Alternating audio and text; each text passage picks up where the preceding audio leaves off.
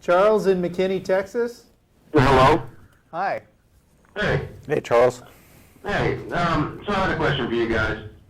And this is kind of on the kind of the difference between explaining the origins of life and explaining further developments of complexities within that. Kind of like the explosions of different levels of evolution at different times. Okay. Like, because I think a lot of times people act like, well, they give kind of like a scientific perspective on it, which some of it's good, a lot of it I don't buy into, and then they'll kind of act like it's all said and done. It's like, but that's there's a kind of a lot of different things to be explained besides just the origin of life. Well, what do you believe? Oh, I believe there's a divine presence behind the whole thing. Why do you believe that? Because I think that when you look for explanations in the mundane physical world, so to speak, that we do understand, that you just don't find that the explanations there. So because you don't know of any other explanation, you feel free to just make up a supernatural being that has absolute power? No, not at all. That's not the way I would. What I would say is that because after everybody's given it their best shot to try to come up with something that is a physical explanation for something, then at that point you say, well, it's a failure. We failed to come up with an explanation. Wait, but isn't that a bit of a double standard? I mean, aren't you asking other people to come up with complete, rigorous explanations, but then when it comes to the all-powerful supernatural man who can do everything, you just say, well, I guess that's just true because I want it to be? Well, I didn't say anything about a man. Oh, okay. Well, maybe you could clarify. Oh, sure. I mean, I guess what I'm kind of saying is that, at the point at which you say, it's kind of like if you're trying to solve a murder mystery and you've eliminated everybody who lives in the town, then you got to kind of say, well, guess a magic man did it. Expand the scope of it here. What do you mean by expand the scope of it? I mean, if you eliminate everyone who lives in the town, are you free to say, well, I read this story once where there was this guy named Dr. Moriarty who was one of the most powerful criminals in history. So since we can't find a real villain who did the murder, I'm betting it was Dr. Moriarty. Well, no, that wouldn't be too smart.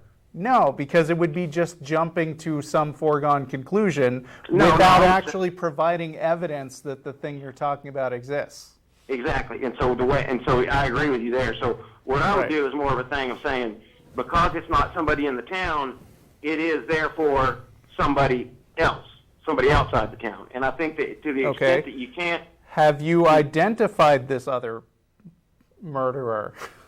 No, I don't know if I can put a name. I mean, I was raised Christian. Okay. But I got to be, honest and say, no, I don't know if I can, if it's, I don't know how you could put a name to it. Well, I mean, do you have a concept in your mind of what God is like? Beyond, no, it's almost like something that it would be like something I couldn't, like trying to get an ant to conceive of a spaceship or something. Well, then like if you have no idea what it's like, then how do you know it's real? Well, I'm saying that it's real to the extent that we're trying to find a cause or a source of these things that we're having. Well, I mean, does it have a personality that you're aware of? Well, I assume, like almost anything, it would have to have some characteristics. Yeah, but I mean, does it have like a mind and thought processes and like emotions and things like that? Emotions? Yeah. Well, see, I don't know on the thought process. It's just because I don't want to act like So what you're calling God could just be a totally impersonal, abstract process that is nothing with a personality. It has characteristics, but it's just maybe something. Oh, okay. So, in other words, from the kind of puzzle that we're talking about of explaining things in terms of science or physics, you're saying that is all I've established is that there's this something that I'm saying. Well, you haven't really established it yet. You're just telling me you believe in this thing, and I'm trying to nail down what you mean by it. Well, first of all, I guess based on just saying that I'm trying to figure out an explanation for these things that I can't explain, could therefore, even if that was correct, couldn't that just be anything? It could be, it could pretty much be anything. And if you don't know the answer to something, the intellectually honest way to approach it is to say, I don't know, let's investigate more, instead of just making something up and attributing a whole bunch of characteristics to it that you don't have any basis for. I mean, if you're a Christian, then you're probably tossing in a bunch of stuff about the Bible and the sacrifice of Jesus, and I think that there's no evidence for any of that. Oh, okay. Well, no. On the scientific question about the origins of life and whatnot, that would not lead you to the whole broader God and having a relationship with God and everything. I have other reasons for that. Okay. Well, then why are you spending time on this vague abstract stuff, which isn't even really the reason you believe? Oh, because I think it's one of the most fascinating aspects of it. Okay. Well, I mean, it is fascinating. One of the reasons I believe. It's like one of the reasons why I believe in one of the aspects of God. Because, I don't really believe that. Because none of the things that you've said have provided any kind of positive evidence for something that I would refer to as a God. All you said is, I don't have another explanation. And then given no other explanation, I'd just like to call something God. Well, I think no. I have my beliefs about God tangential to this. All right. Parallel. Well, why do you believe them? Why do I believe in God? Yeah.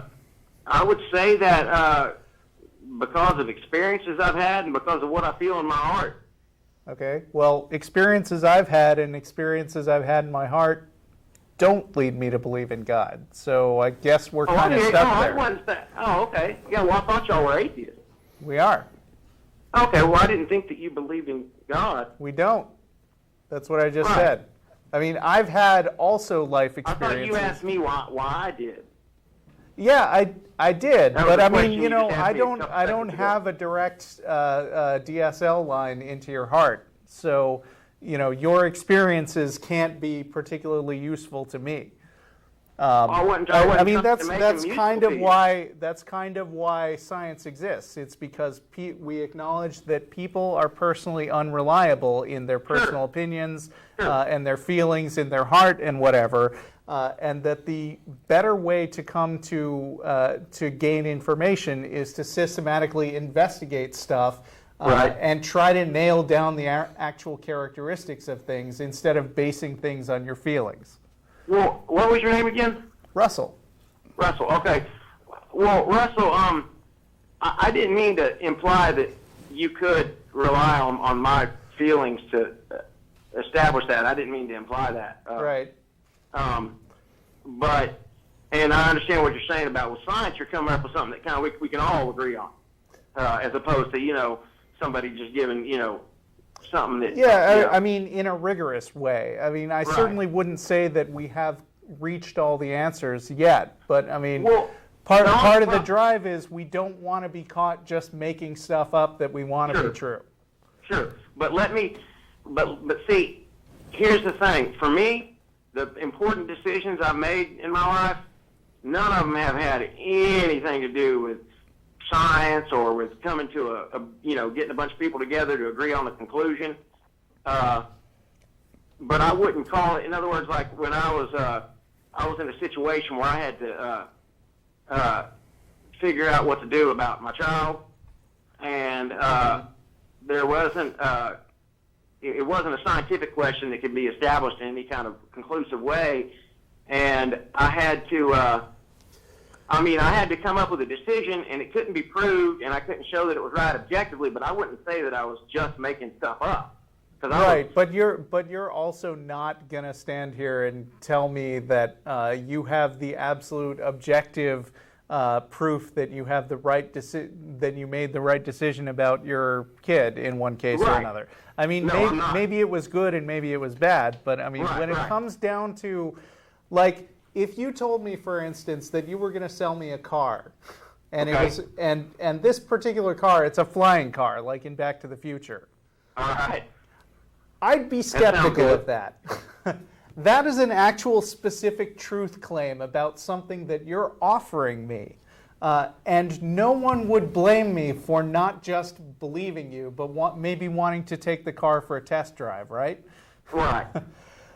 What I'm saying is a lot of your decisions may not be based on formal science, but you have to exercise a certain amount of skepticism in your daily life when it comes to the kind of truth claims that people make to you every day.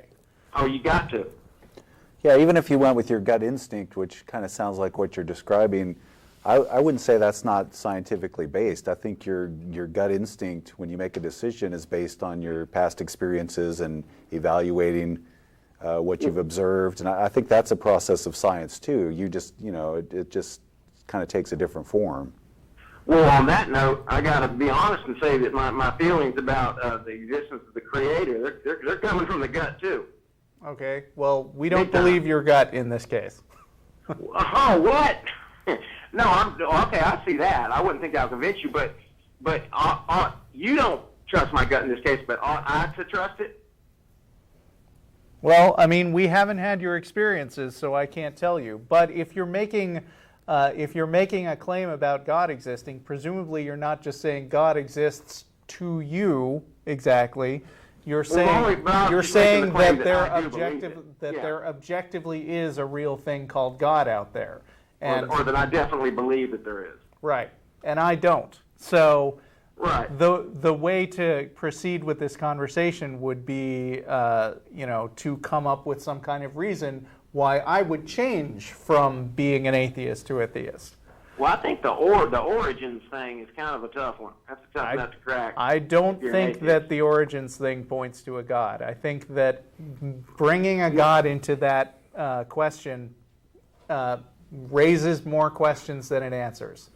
Well, but what it does do, I can see what you're saying there, but what it does do is it gives rise to the idea that there's this aspect which is often incorporated into ideas of God. Well, yeah, but it doesn't provide any justification for it. It's just like the murder case we were talking about, where it's like, I haven't identified a murderer, so I hypothesize that there is a super powerful criminal, Professor Moriarty, who can pull off any crime. That may explain the murder, since Moriarty can murder anybody at will, but it doesn't actually establish that Moriarty is anything more than a figment of your imagination or Sir Arthur Conan Doyle's. Okay, but if let's say the murder was extremely elaborate, and so you could look at it and say, well, this was done with a great amount of sophistication, then you're hinting at one of those dimensions, which is an aspect of Moriarty, or Yeah, right. but I'm sorry. Oh, go ahead. If you're saying, well, I'm not willing to say it was the God of the Bible, but something divine, which is kind of the way you started out saying, I think that's still a leap, because where do you get from, life originated somehow, we're not quite sure how, therefore divine being did it. Even if you don't name a specific God, like you're not naming Moriarty, but somebody a sophisticated murderer. If you're not naming a specific God or deity, you're still saying, okay, it must have been something divine, and that's where my disconnect is how do you get from we don't know, this is kind of amazing, to divine? Okay, I see. All right, then I see what you're saying, and I guess what I would have to say to that is that literally what happened to me, to the extent that I spent some years trying to question and search it out. Sure, I would think, I would look at some big questions, and then I would say, well, okay, these are big questions, but that doesn't mean that just because they're big and mysterious that there's a God on the other side.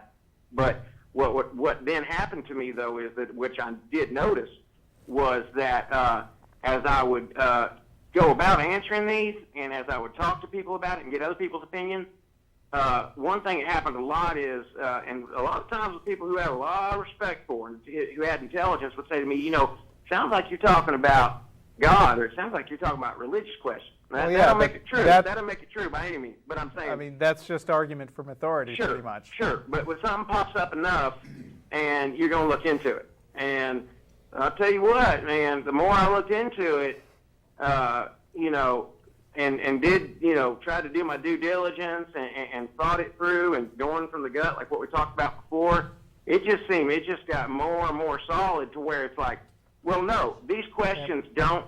Well, I mean, I can throw at you just as many people I know that I have a lot of respect for who started out being religious, and once they started looking in depth into the religion, realized that it didn't hang together. Sure. So, I mean, and this is just battling experiences now. Well, no, I wasn't discounting those. I was just saying that even if it was one or two people, by virtue of it coming up repeatedly, I did look into it. I'm going to definitely say I did. I believe you. Okay. Having said that, we've got 5 minutes left in the show, and I think I'm going to move on to one more caller. But I want to thank you for a great discussion and invite you to call back another week anytime. Thank you. Okay. Appreciate it. Yeah, thanks, Charles. I appreciate that. See ya.